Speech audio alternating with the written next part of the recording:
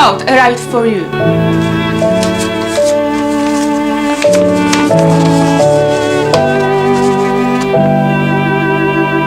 Dear Ludwig, I wanted you to know I have great news. Johanna has given me a beautiful son, Karl. A boy. It's a new Beethoven.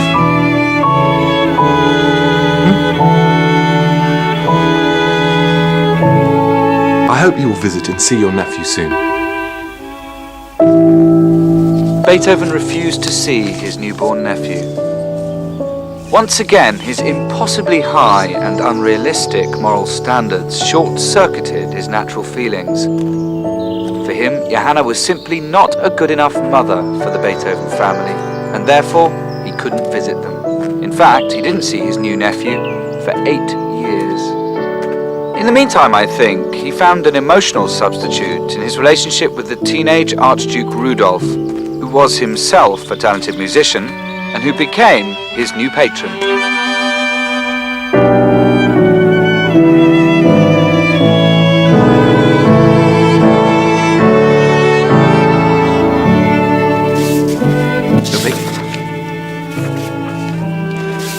Ludwig?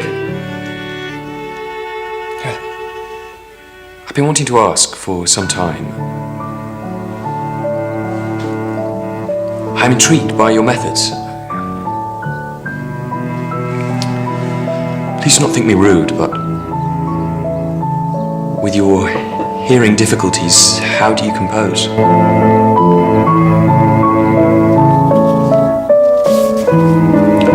I'm sorry, that was out of place. I know there's much curiosity about me. Much tittle-tattle.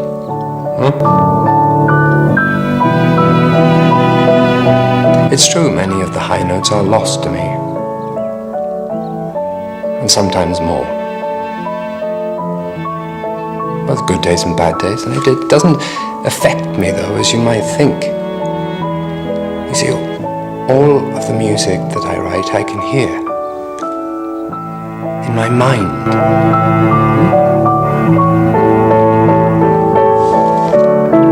I know the sounds that every instrument can make. I can hear them all. In a trio, quartet, orchestra, it's all there. It's all there. In my head.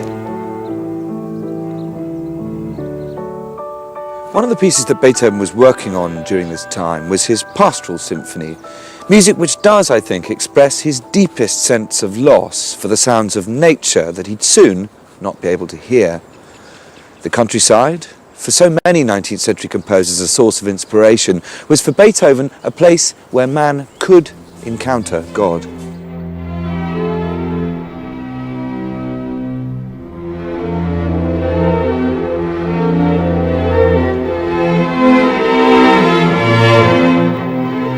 Although large public orchestral concerts were rare in the early 19th century, Beethoven's fame secured him a night in Vienna's most popular theatre, just before Christmas 1808.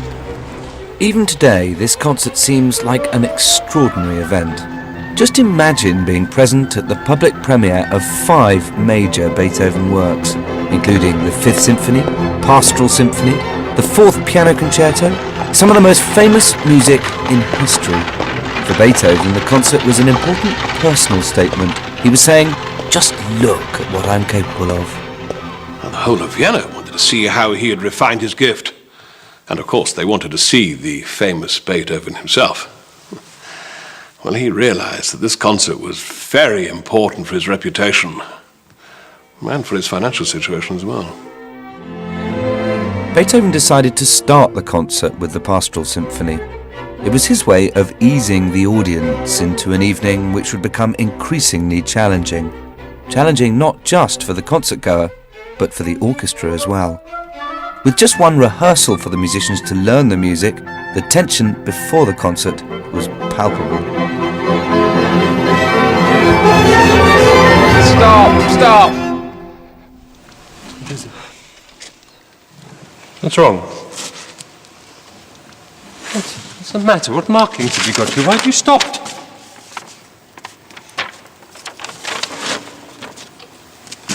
music creators. Come on. I know it's early. Again. Well, he didn't make it easier for himself or others. Why have you stopped? What's wrong with you people? Beethoven's conducting style was so wild and hard to follow, and he was so demanding that eventually the orchestra refused to play if he was present. It was left to the unfortunate Ries to act as go-between.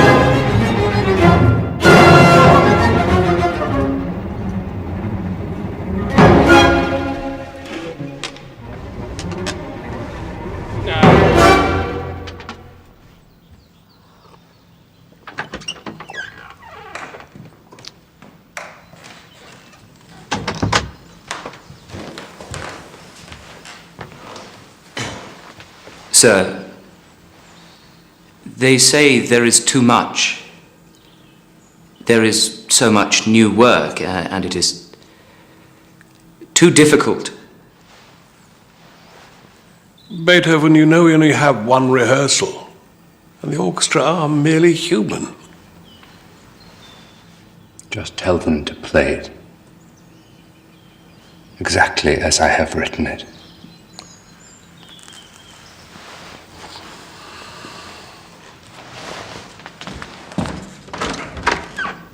The orchestra eventually got through the enormous repertoire planned for the concert, and on a freezing cold December evening, hundreds of people flocked to an unheated Viennese theatre to see and hear the city's most famous resident.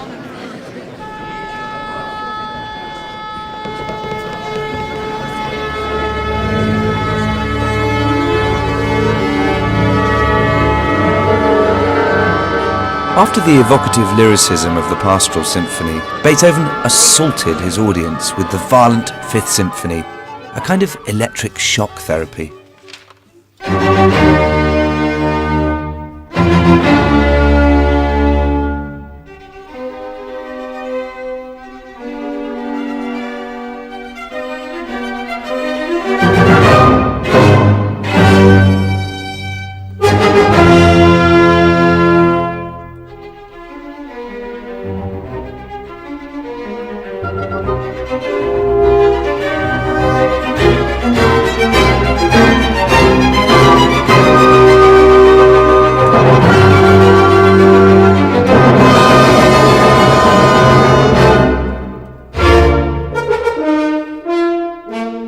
Starting with those four powerful notes. The Fifth Symphony is really an exercise in compression, in stark contrast to the Sixth Symphony, the Pastoral, which takes the same opening rhythmic fragment and expands it. It's interesting to look at these two symphonies side by side, and that's how Beethoven saw them, very much as a pair. And where the Sixth Symphony is lyrical and expansive, the Fifth Symphony is brutal and compact and lacking in any obvious melody. And unlike any symphony that had gone before, the whole piece is one through line towards the exultant finale. Beethoven uses a variety of musical devices to bring about this tremendous sense of climax, but none more so than the use of that opening rhythmic device. It's everywhere, and in fact it pervades his entire compositional output. Near the end of the third movement, the scherzo, Beethoven strips the music right back, the timpani just keeping that rhythmic cell ticking away. And it's out of this sparse sound world that the fourth movement erupts, pushing decibel levels to new heights.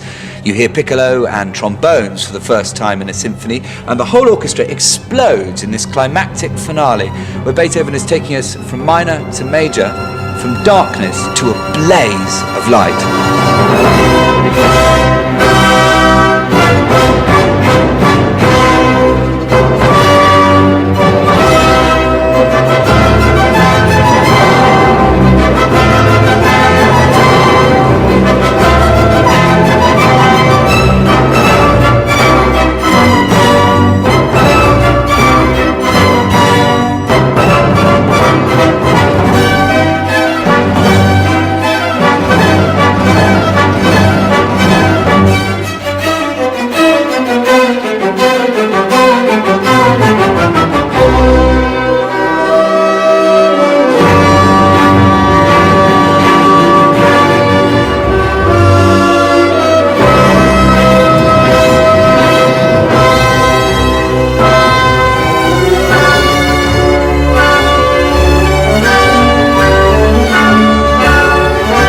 Beethoven also used this concert to demonstrate his complete mastery of keyboard composition.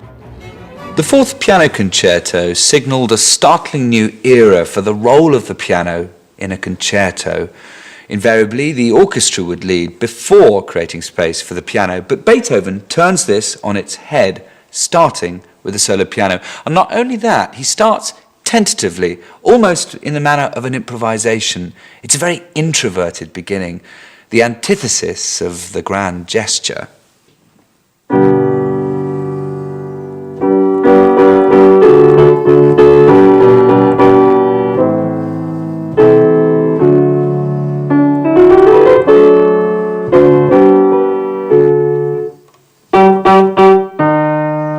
Fifth Symphony, Fourth Piano Concerto. Invariably, it's somewhere close. With this strange beginning, Beethoven is starting a conversation or even a set of negotiations where the piano is attempting to dictate terms to the orchestra. The tension between the two is there right from the start. The orchestra come in a key which is completely foreign to the piano. So much of the time, this is conversation through discord.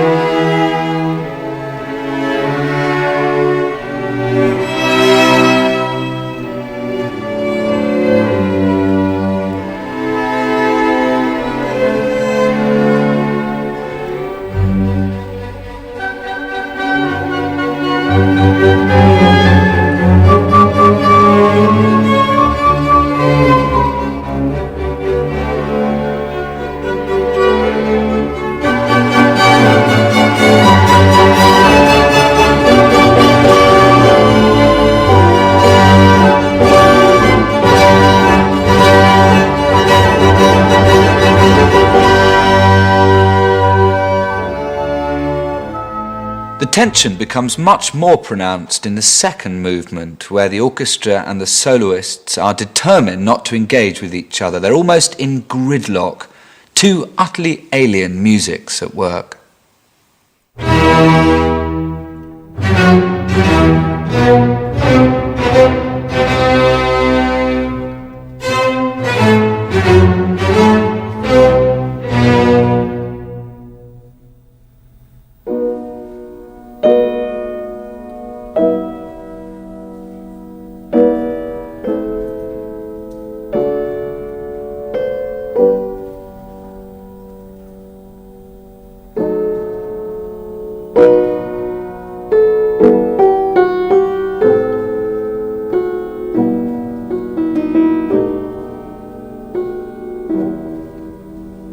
When the piano finally breaks out, it does so in a very unusual way, sounding almost unlike anything which has gone before. And now the gulf between soloist and orchestra seems almost unbridgeable.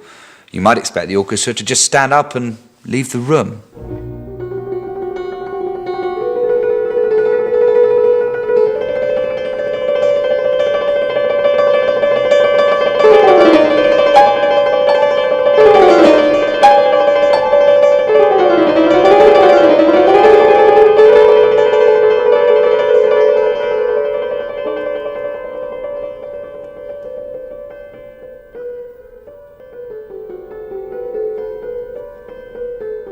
Eventually, though, Beethoven brings about resolution and reconciliation. The piano and the orchestra unite to allow for the catharsis of the last movement.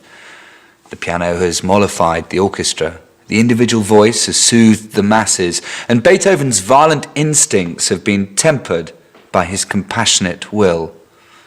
It's a very accurate self-portrait in music.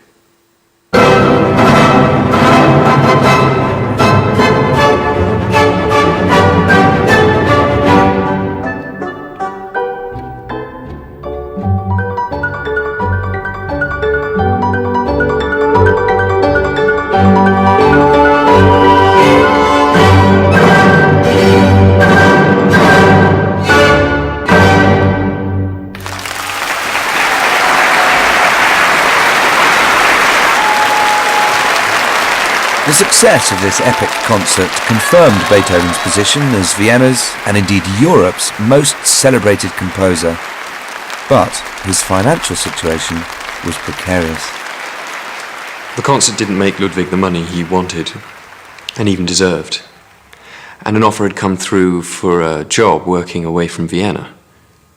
So he soon let all his patrons, including me, know that he might desert us. Of course, we had to do something. You must understand I need total artistic freedom. Yes, it's all fine, Ludwig. I need to travel whenever I want, and have benefit concerts when I need them. It's all in the annuity contract. All we ask is that you agree to continue to live in Vienna.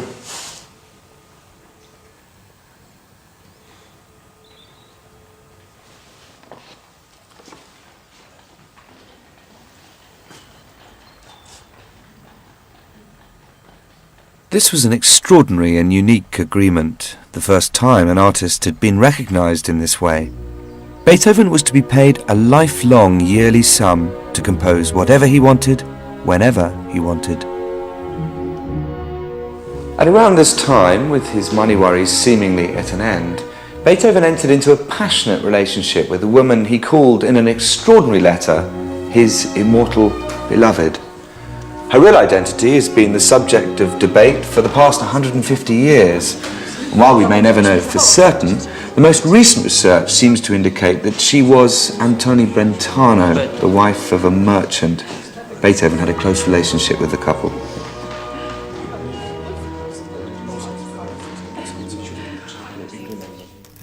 My angel, my all, my very self. Much as you love me, I love you more. I can only live either wholly with you or not at all. No one else can ever possess my heart. Never, never. Your love makes me at once the happiest and the unhappiest of men. Continue to love me. Never misjudge the most faithful heart of your beloved. Forever yours, forever mine, forever us, Ludwig. I was ill because I didn't want to leave Vienna. My husband's work meant that we had to go and live in Frankfurt, and I just couldn't bear it.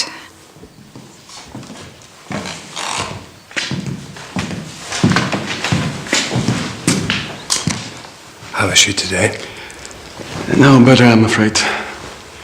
It's good of you to come. Should I play something for her? Yes, please. I'm sure it would help. It always does. Now, if you'll excuse me, I'll go back to the office. There is still a lot of work to do before we leave. Thank you, my friend.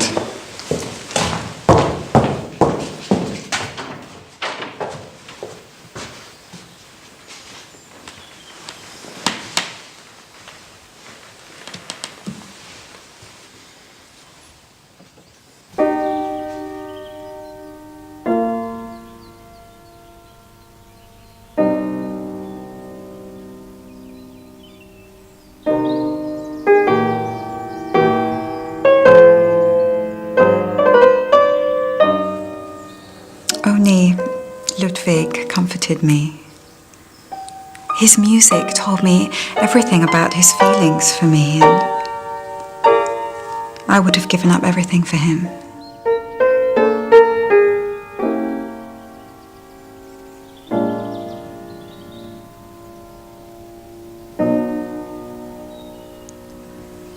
We loved each other deeply, but he loved my husband as well. And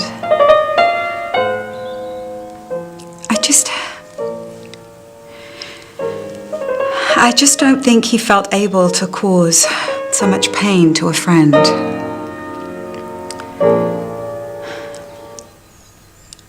I would have gone with him, but Ludwig, well, perhaps when it came to it, the idea of a married life was something best kept as a dream, because his music would always come first.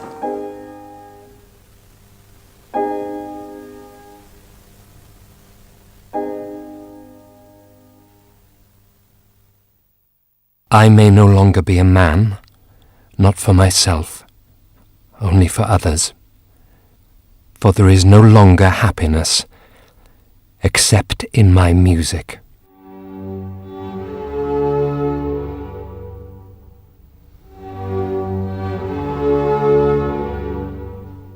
Beethoven was devastated by the breakup of the affair. It put an end to the illusion that he could ever find a normal family life. And I don't think it's a coincidence that at this time his hearing began to deteriorate more rapidly. Added to this, the money from his special contract with his aristocratic patrons had stopped. The effect of crippling inflation under the rule of France meant his backers couldn't keep up their annuity payments.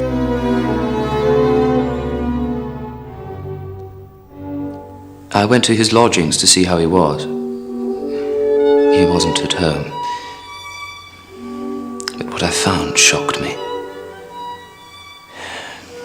Everything just seemed to go wrong at once. He seemed broken, so unhappy, and suddenly extremely hard of hearing. Although that may only have seemed worse, due to the malaise that now engulfed him. He sent me a letter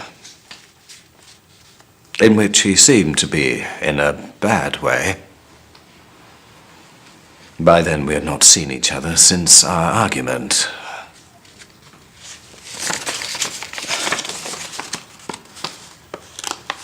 A number of unfortunate incidents which have occurred one after the other have really driven me into a state bordering on mental confusion. He complains of a thoroughly lacerated heart.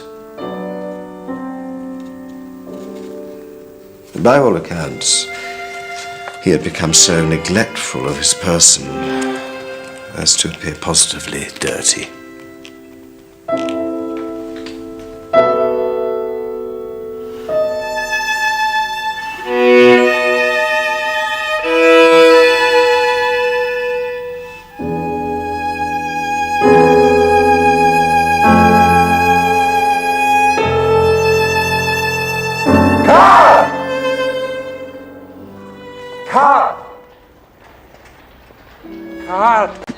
Oh, my brother, so good to see you. What is it? What's the matter? Are you sick? What's wrong with your father? Tell me. Well, speak up! I'm your uncle. Yeah, Uncle Ludwig. What is it? What ails you? Come on. Is this where you A chance meeting with his brother Karl, now ill with tuberculosis, gave Beethoven the opportunity to claw back his family in the most extreme and desperate way.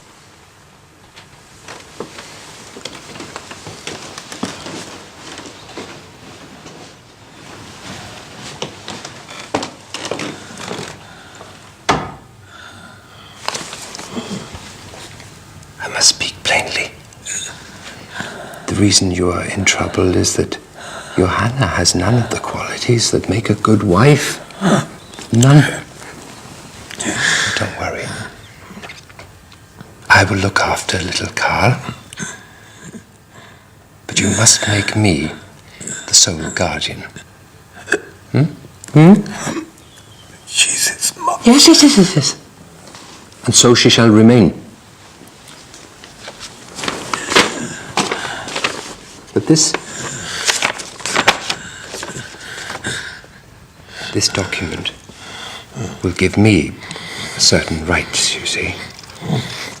To look after your interests, you, the father. The Van Beethovens. So, here, Carl.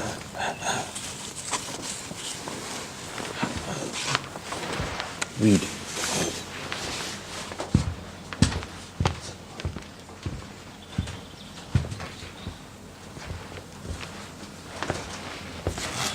Now, sign, Carl. Carl. That's right.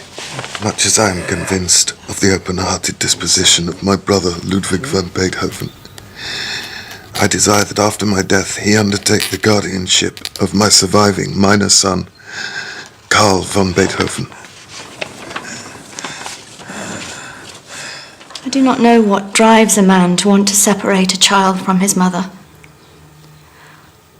I can only think that he wanted a family of his own, so mine was the obvious choice. Pushing my weakened husband, who, so close to death, could not stop him, was beyond worldly explanation. Beethoven's behaviour seems incredible to us now, but he genuinely believed he was protecting his family from a woman who he saw as a completely unsuitable mother. And by a bizarre twist of fate, his belief in his own rectitude and his sense of his standing as an artist were about to receive the most colossal boost. His freedom opera, Leonora, was chosen to be performed before the crowned heads who were assembled for the Congress of Vienna, which redrew the map of Europe after Napoleon's downfall.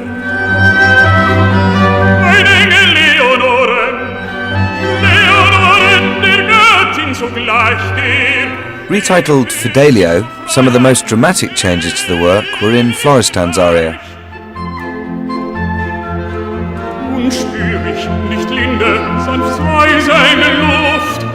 He places extra emphasis on the word Freiheit, or freedom, in an incredibly high-pitched conclusion that's almost impossible to sing at the very limits of a tenor's range, forcing him, like Florestan, into a state of exhaustion and physical breakdown.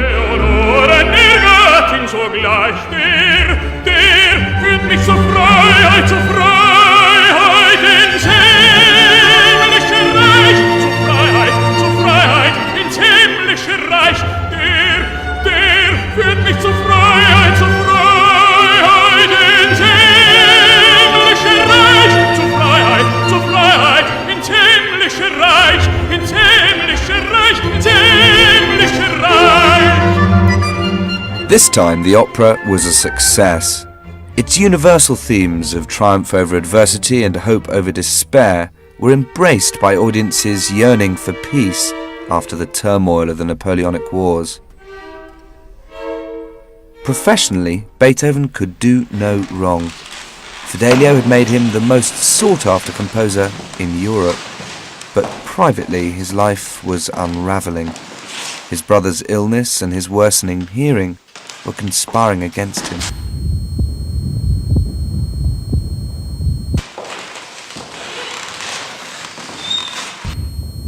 Good evening. Welcome. Please,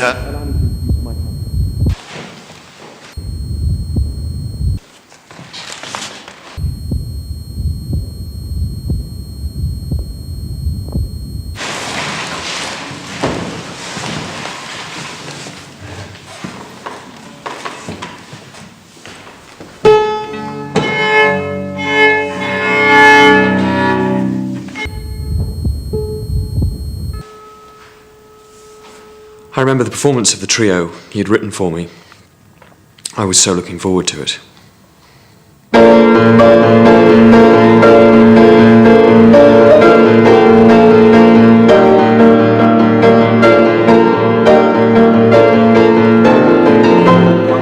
In certain passages, my dear friend pounded on the keys until the strings jangled. And in others he played so softly that whole groups of notes were omitted, so that the music became unintelligible.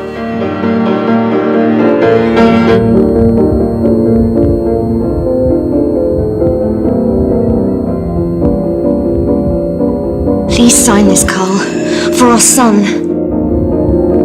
Give me your hand.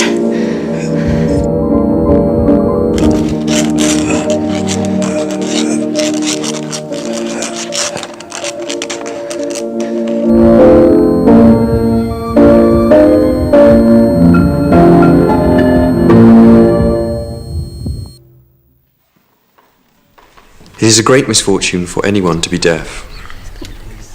But how shall a musician endure it without giving way to despair?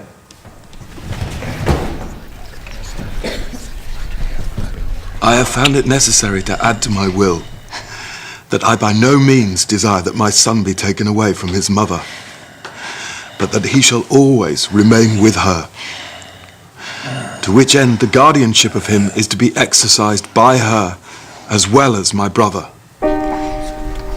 God permit them to be harmonious for the sake of my child's welfare.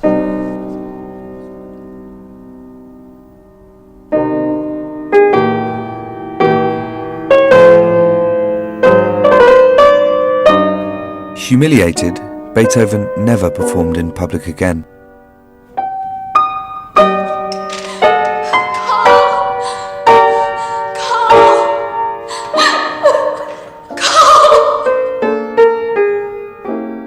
This is the last wish of the dying husband and brother,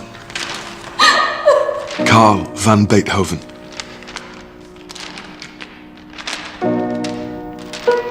With his brother's death, Beethoven's incredibly productive and innovative heroic period was over.